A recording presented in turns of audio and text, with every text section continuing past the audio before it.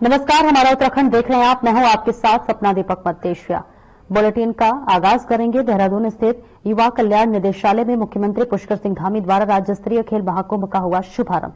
इस बीच प्रदेश के खिलाड़ियों को नई ऊर्जा के साथ राष्ट्रीय खेलों में मौका देने के लिए एक बड़ा आयोजन शुरू हो गया है। मुख्यमंत्री पुष्कर सिंह धामी ने राज्य स्तरीय खेल महाकुंभ का आयोजन किया। इस मौके पर खेल मंत्री रेखा आर्य भी मौजूद रहीं। इस बार का यह आयोजन काफी खास है। देहरादून स्थित युवा कल्याण निदेशालय में राज्य स्तरीय खेल महाकुंभ का शुभारंभ करते हुए मुख्यमंत्री पुष्कर सिंह धामी ने खिलाड़ियों का मनोबल बढ़ाया। राज्य स्तरीय इस खेल महाकुंभ में प्रदेश के सभी 13 जिलों में आए खिलाड़ी प्रतिभाग कर रहे हैं और इस खेल में प्रदेश की बेटियां और युवा बढ़ चढ़कर हिस्सेदारी निभा रहे हैं।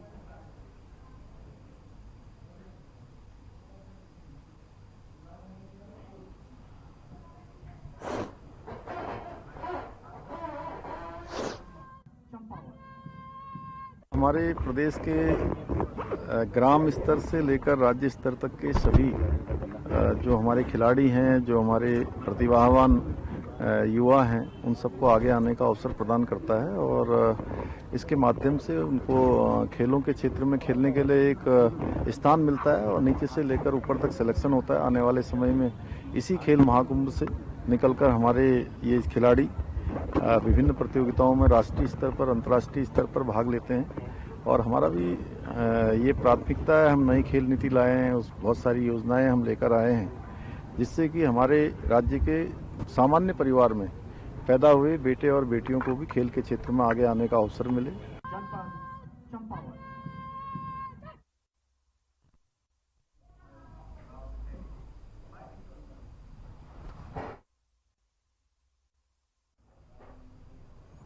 खबर देहरादून से है, जहां पर सार्वजनिक स्थानों पर शराब पीने और पिलाने वालों के विरुद्ध पुलिस लगातार कार्रवाई कर रही है।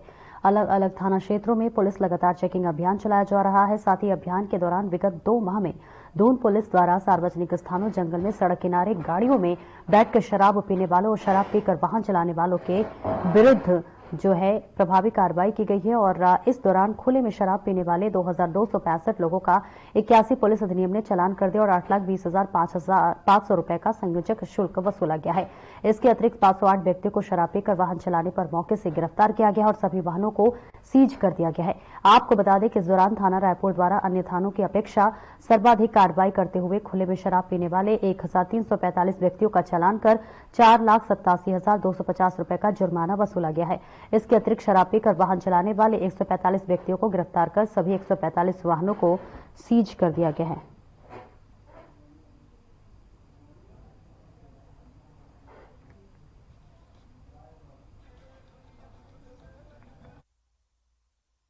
ये देहरादून पुलिस के द्वारा लगातार जो ऐसे तत्व हैं कि जो गैर कानूनी गतिविधियों में लिप्त हैं, गैर कानूनी अगर कोई काम कर रहे हैं तो उनके ऊपर लगातार हमारा अभियान जारी है और लगातार प्रतिदिन जो है अभियान के रूप में कार्रवाई की जा रही है। कल भी हमारे द्वारा जो है विभिन्न थाना क्षेत्रों में जो है प्रचुर मात्रा में कार्रवाई की गई। जो लोग सड़क के किनारे अपना वाहन खड़े करके या सड़क के किनारे झाड़ी वगैरह में अगर कोई दारू का सेवन कर रहे हैं, किसी और प्रकार का नशे का सेवन कर रहे हैं तो उनके ऊपर हमारे द्वारा जो है युद्ध स्तर पर कार्रवाई की जा रही है और ये कार्रवाई लगातार आगे भी जारी रहेगी।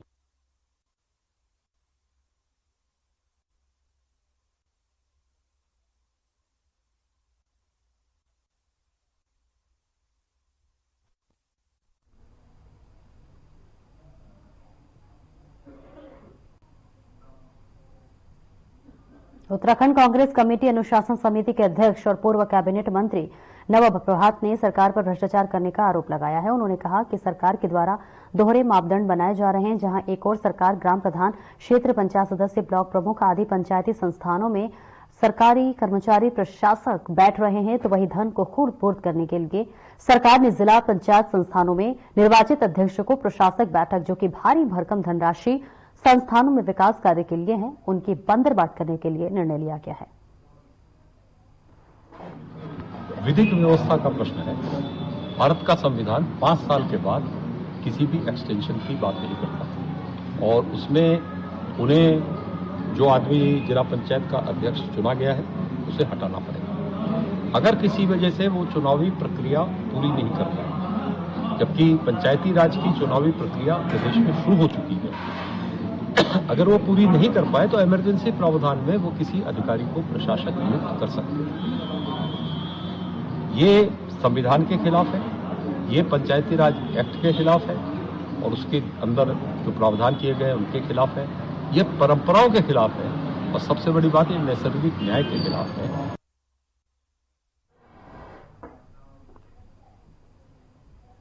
जनसंघर्ष मोर्चा अध्यक्ष और GMVN के पूर्व उपाध्यक्ष रघुनाथ सिंह नेगी ने जनसंघर्ष मोर्चा टीम के साथ डाक पत्थर संयुक्त चिकित्सालय का निरीक्षण किया। साथ ही धूल फाक रहे अस्पताल की दुर्दशा पर जिम्मेदारों को फटकार लगाई। रघुनाथ सिंह नेगी ने कहा कि लगभग 13 करोड़ रुपए की अगर हम बात कर ले तो लागत से साल 2021 में स्वीकृत 50 बेड का संयुक्त चिकित्सालय महीनों पहले उत्तराखंड पेयजल संसाधन विकास पूर्व निर्माण निगम द्वारा बनाकर तैयार किया जा चुका है, जिसमें भारी वित्तीय अनियमितताएं हुई हैं, लेकिन आज तक चिकित्सालय को अल्पसंख्यक कल्याण विभाग द्वारा स्वास्थ्य विभाग को हस्तगत करने की दिशा में कोई कार्रवाई नहीं की गई है, जिस कारण जनता की गाढ़ी कमाई बर्बाद होने की कगार पर है। रघुनाथ सिंह नेगी ने कहा कि आलम यह है कि विकासनगर विधानसभा क्षेत्र में अधिकांश मामलों में सिर्फ ठेकेदारी की कमाई हड़पने के उद्देश्य से जो है बिल्डिंग्स, पुल इत्यादि तैयार हो रहे हैं।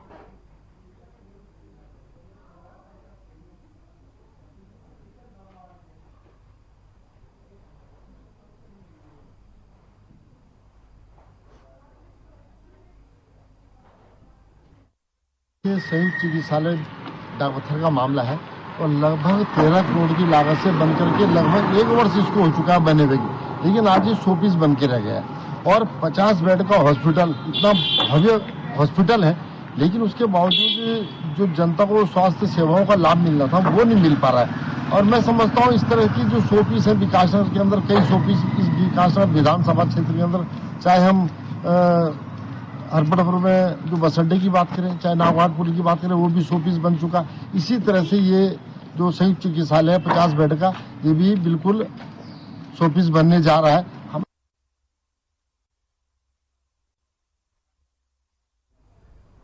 ऋषिकेश में आवास विकास स्थित सरस्वती विद्या मंदिर इंटर कॉलेज में अभिभावक सम्मेलन हुआ। सम्मेलन का शुभारंभ कॉलेज के प्रिंसिपल उमाकांत पंत ने दीप प्रज्वलित करके किया, तो वही सम्मेलन में प्रिंसिपल ने अभिभावकों से छात्रों को दी जा रही शिक्षा की गुणवत्ता को लेकर जानकारी हासिल की है। साथ ही अभिभावकों ने बताया कि कॉलेज में छात्रों को बेहतर शिक्षा के साथ संस्कार दिए जा रहे हैं। प्रिंसिपल ने बताया कि शिक्षा में कमजोर छात्रों के लिए कॉलेज में अतिरिक्त क्लास भी चलाई जा रही है। मीडिया प्रभारी नरेंद्र खुराना ने बताया कि बोर्ड के छात्रों को छोड़कर सभी कक्षाओं का अर्धवार्षिक परीक्षा परिणाम भी सम्मेलन में अभिभावकों को दिखाया गया है। परीक्षा परिणाम पर अभिभावकों ने संतोष व्यक्त किया।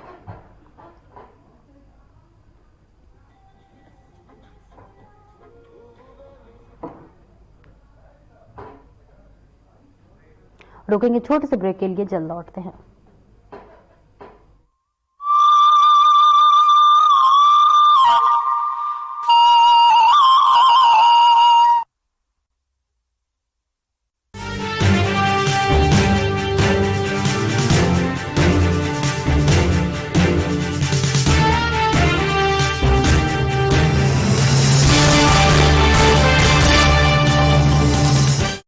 प्रदेश के निवासी जिन खाद्य पदार्थों और दवाइयों का सेवन करते हैं, उनकी गुणवत्ता सुनिश्चित करने की जिम्मेदारी है उत्तराखंड सरकार के food safety and drug administration के मजबूत कंधों पर। और विगत 5 वर्षों से ये जिम्मेदारी बखूबी ढंग से निभा रही है FDA। FDA का नवनिर्मित भवन सहस्त्रधारा रोड, देहरादून में मौजूद है। ये सरकारी औषधि परीक्षण प्रयोगशाला दवा के नमूनों के परीक्षण में उपयोग किए जाने वाले नवीनतम और अत्यधिक उन्नत उपकरणों से लैस है। दवा के नमूनों में माइक्रोबियल टेस्ट के लिए नए दिशा निर्देशों के अनुरूप एक नवनिर्मित, पूरी तरह सुसज्जित माइक्रोबायोलॉजी लेबोरेटरी भी स्थापित की गई है। इतना ही नहीं, खाद्य नमूनों में अवशिष्ट एंटीबायोटिक दवाओं, कीटनाशक और भारी धातुओं का पता लगाने के लिए GCMS, ICP-MS, LC-MS जैसे उच्च स्तरीय उपकरण भी state food and drug testing laboratory में लगाए गए हैं। FDA समय समय पर बाजार से खाद्य पदार्थों और दवाओं के सैंपल एकत्र कर उनकी बारीकी से जांच करती है, ताकि प्रदेश वासियों की सेहत से ना हो कोई समझौता। 2022-23 में 460 सैंपल में से 80 सैंपल गुणवत्ता टेस्ट में फेल हुए। ड्रग्स कंट्रोल विंग ने नियम तोड़ने वालों पर कार्रवाई करते हुए TNC एक्ट के तहत 6 और NDPS एक्ट के तहत 8 मुकदमे दर्ज किए। और 36 आरोपियों को गिरफ्तार किया। इसी तरह फूड सेफ्टी विंग ने वर्ष 2023-24 में 355 मुकदमे दर्ज किए, जिनमें से 345 मामलों के फैसले आ चुके हैं। इनमें से 332 मामलों में जुर्माने लगाए गए, जिनकी कुल राशि 1,04,23,000 है। FDA उत्तराखंड, आपके स्वास्थ्य के सच्चे प्रहरी। नशा करने के लिए कई लोगों द्वारा एक ही सिरिंज का इस्तेमाल करना HIV के प्रसार का एक बड़ा कारण है। प्रदेश में HIV और एड्स से डटकर मुकाबला करने और इसके प्रसार की रोकथाम हेतु बड़े स्तर पर कार्यक्रम चला रही है उत्तराखंड सरकार। राष्ट्रीय एड्स नियंत्रण कार्यक्रम के तहत उत्तराखंड राज्य एड्स नियंत्रण सोसाइटी पूरे जोरों पर अपनी गतिविधियों का संचालन कर रही है। इंजेक्शन से नशा करने वालों यानी IDU के लिए राज्य में NGO के माध्यम से लक्षित हस्तक्षेप यानी TI प्रोजेक्ट लागू किया जा रहा है। इसके तहत 7 TI NGO के माध्यम से 2000 से अधिक ऐसे लोगों की मदद की जा रही है जो इंजेक्शन से नशा करते हैं। TI कार्यक्रम के तहत इन लोगों को काउंसलिंग, HIV और syphilis screening, abscess management, needle syringe के नुकसान को कम करने वाली सेवाएं जैसी कई जरूरी सुविधाएं प्रदान की जाती हैं। नशीली दवाओं की लत के शिकार लोगों के परिजनों से मिलकर भी उन्हें मोटिवेशनल सपोर्ट दिया जाता है। निडल सिरिंज एक्सचेंज प्रोग्राम यानी NSEP के तहत NGO कर्मी नशीली दवाओं के इंजेक्शन लगाने वालों को नई सुई और सिरिंज मुहैया कराते हैं और पुरानी व इस्तेमाल की गई सुई और सिरिंज एकत्र करते हैं। साथ ही प्रशिक्षित चिकित्सा अधिकारी की देखरेख में ओपियोइड सब्स्टिट्यूशन थेरेपी यानी OST भी दी जाती है। राज्य के सरकारी अस्पतालों में 8 OST सेंटर हैं, जो देहरादून, रुड़की, हरिद्वार, रामनगर, नैनीताल, रुद्रपुर, काशीपुर और सितारगंज में मौजूद है। साथ ही 2 सैटेलाइट OST सेंटर भी हैं, जो दूर दराज के इलाकों में OST की सुविधा देते हैं।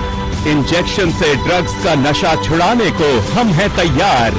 HIV एड्स रोकथाम को तत्पर उत्तराखंड सरकार।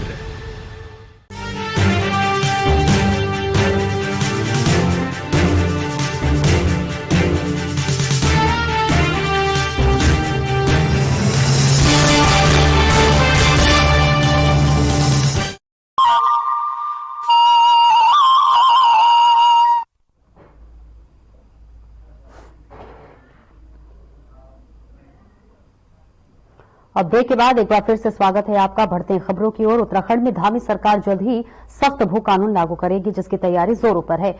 और वहीं जमीनों के खुर्द-बुर्द का मामला भी सामने आ रहा है, जिस पर मुख्यमंत्री पुष्कर सिंह धामी का कहना है कि सरकार ने नया भू कानून लाने की घोषणा की है, जिस पर काम भी किया जा रहा है। और जो पहले से भू कानून जो है बना हुआ है, उस कानून का कई लोगों ने उल्लंघन किया है, उन लोगों पर कार्रवाई की जा रही है।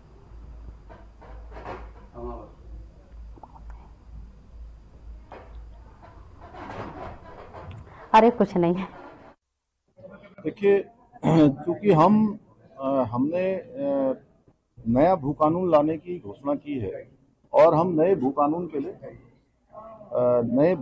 लिए हम सभी काम कर रहे हैं। स्टेक होल्डर कंसल्टेशन भी कर रहे हैं और जो अनुभवी लोग हैं लंबे समय तक जिन्होंने उत्तराखंड के अंदर काम किया है विभिन्न क्षेत्रों में, जिनकी अपनी अपनी विशेषताएं हैं, अनुभव हैं, उनसे हम उनके अनुभव और उनके जो विचार हैं वह भी साझा कर रहे हैं और ले रहे हैं। उनके सुझावों पर हम आगे बढ़ रहे हैं। इसी दौरान जो हमारा पहले से भू कानून बना हुआ है, उस भू कानून का भी बहुत लोगों ने उल्लंघन किया है।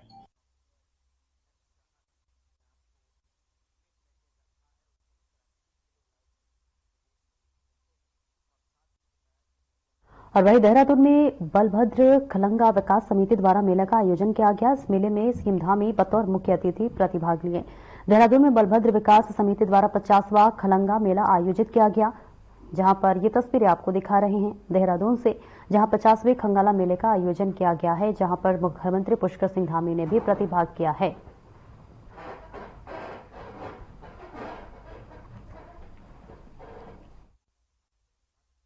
हमारे प्रदेश के ग्राम स्तर से लेकर राज्य स्तर तक के सभी जो हमारे खिलाड़ी हैं, जो हमारे प्रतिभावान युवा हैं उन सबको आगे आने का अवसर प्रदान करता है और इसके माध्यम से उनको खेलों के क्षेत्र में खेलने के लिए एक स्थान मिलता है और नीचे से लेकर ऊपर तक सिलेक्शन होता है। आने वाले समय में इसी खेल महाकुंभ से निकलकर हमारे ये खिलाड़ी विभिन्न प्रतियोगिताओं में राष्ट्रीय स्तर पर, अंतर्राष्ट्रीय स्तर पर भाग लेते हैं और हमारा भी ये प्राथमिकता है। हम नई खेल नीति लाए हैं, बहुत सारी योजनाएं हम लेकर आए हैं।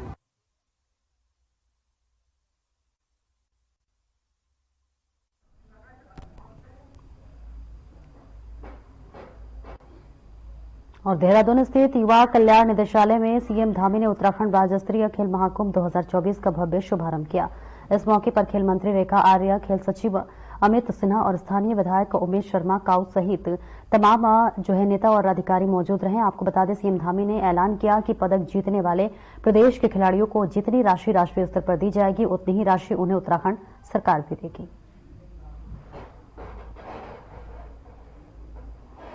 लगातार हम समाज के लिए समर्पित होकर काम करते हैं। कभी कोई अवसर ऐसा नहीं होता है, चाहे सुख हो दुख हो, हर समय आप लोगों के बीच में खड़े रहते हैं। आप मुझे कह रहे थे कि हमारा गोरखाली समाज का बड़ा कार्यक्रम है, आपको बहुत अच्छा लगेगा। और सच बताऊं तो मैं विधायक जी का धन्यवाद कर रहा हूं कि आप लोगों के बीच में मुझे लेकर आए। आज मुझे मेरा बचपन के दिन मुझको याद आ गए और ऊपर से विक्रम थापा जी मिल गए। ये कह रहे हैं कि महार रेजिमेंट के, इनके पिताजी भी महार रेजिमेंट के और मेरे पूज्य पिताजी की जो रेजिमेंट थी वो भी महार रेजिमेंट थी। आज मैं अपने पूज्य पिताजी का भी स्मरण कर रहा हूं अभी आप सबके बीच में। इस अवसर पर हमारे श्री कुलदीप बुटोला जी, श्री विश्वास डावर जी हमारे सामने बैठे हैं अतिथि दीर्घा में, हमारे एसएसपी साहब हैं श्री अजय सिंह जी, हमारे विजय गुरुंग जी और हमारी परमा दीदी। ये हमारी दीदी हमको बहुत आशीर्वाद देती है, हर समय हमारे पार्टी के कार्यक्रमों में बढ़ चढ़कर भाग लेती है। वंदना जी वहां से हंस रही है। यहां उपस्थित हमारे लेफ्टिनेंट जनरल शक्ति गुरुंग जी, पदम सिंह थापा जी, कहाँ है पदम सिंह जी, बैठे हैं, ब्रिगेडियर सीबी थापा जी, राम सिंह थापा जी, डीके खड़का जी, दीपक बोरा जी एवं यहां पर आए हुए संध्या दीदी भी दिख रही थी, पता नहीं कहां चली गई। तो हमारे सभी उपस्थित, सभी आए हुए हमारे पदाधिकारीगण, सभी उपस्थित, मेरे सब बड़े बुजुर्ग उपस्थित, माताएं बहनें, हमारे गोरखा रेजिमेंट के आए हुए हमारे सभी वीर जवान, जिन्होंने यहां पर बहुत शानदार प्रस्तुति हमारे सामने दी है। देहरादून के IRDT सभागार में जिला प्रशासन द्वारा आयोजित साझा मंच, गोष्ठी और संवाद कार्यक्रम में विभिन्न विभागों, NGO, सामाजिक संगठनों और पर्यावरणविदों ने भाग लिया। कार्यक्रम का उद्देश्य सभी संबंधित पक्षों को एक मंच पर लाकर कानून व्यवस्था, शिक्षा, स्वास्थ्य, पर्यावरण और रोजगार जैसे मुद्दों पर संवाद स्थापित करना था। जिलाधिकारी सविन बंसल ने इसे जिला प्रशासन की नई पहल बताते हुए कहा कि इससे जनहित से जुड़े मुद्दों पर मंथन किया जाएगा और समाधान की दिशा में ठोस कदम उठाए जाएंगे।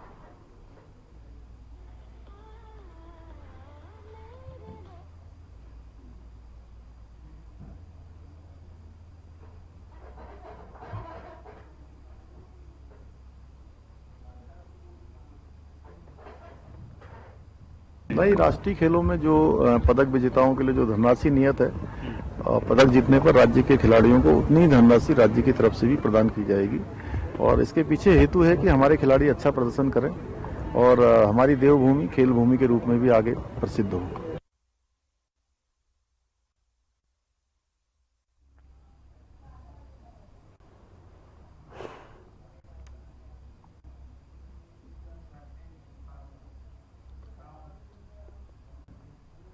और देहरादून के IRDT सभागार में जिला प्रशासन द्वारा आयोजित साझा मंच, गोष्ठी और संवाद कार्यक्रम में विभिन्न विभागों, NGO, सामाजिक संगठनों और पर्यावरणविदों ने भाग लिया।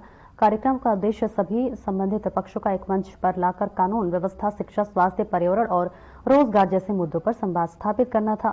जिलाधिकारी समीन बंसल ने इसे जिला प्रशासन की नई पहल बताते हुए कहा कि इसमें जनहित से जुड़े मुद्दों पर मंथन किया जाएगा और समाधान की दिशा में ठोस कदम उठाए जाएंगे।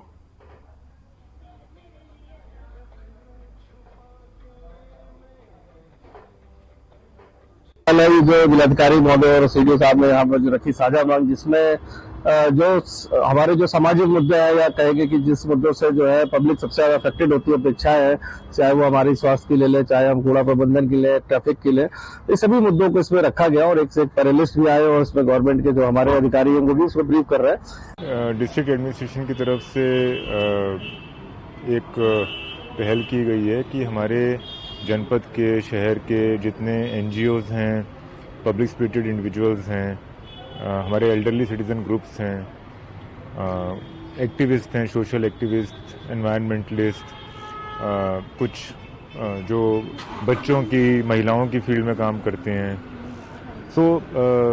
कई ऐसे विषय हैं इंटर रिलेटेड कि जहाँ पे एक मंच पे सारे अधिकारियों को लाकर और इन सारे ग्रुप्स और ऑर्गेनाइजेशंस को लाकर एक संवाद कायम करना ज़रूरी होता है।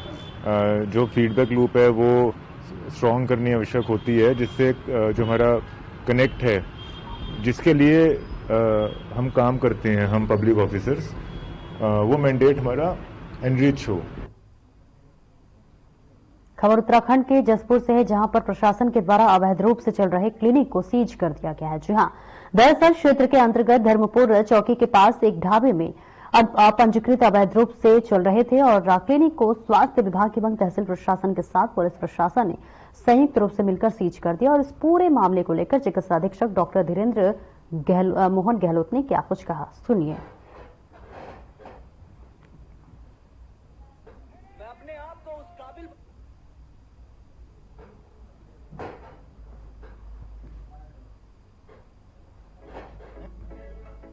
धर्मपुर चौकी के पास 4 लेन पर एक ढाबे के अंदर क्लिनिक चल रहा था जो अपंजीकृत था।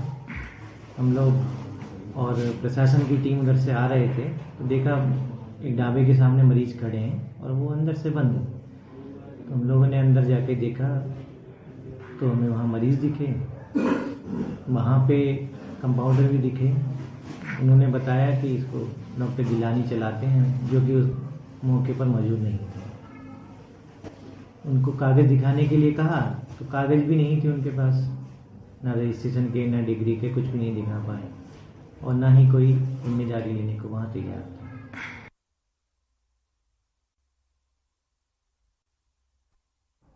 फिलहाल इस बुलेटिन में इतना ही, दीजिए इजाजत, नमस्कार।